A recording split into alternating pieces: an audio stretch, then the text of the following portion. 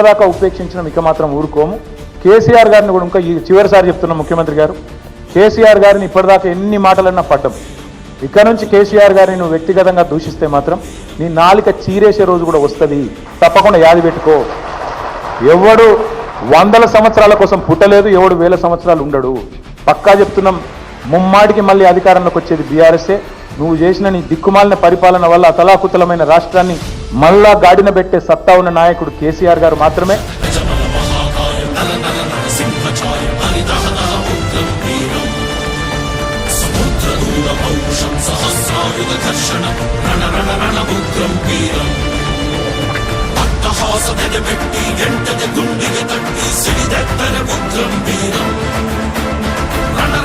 రణకహళగ రణక్రూర రణహంతక రణతంత్ರದ Ugramm Veeram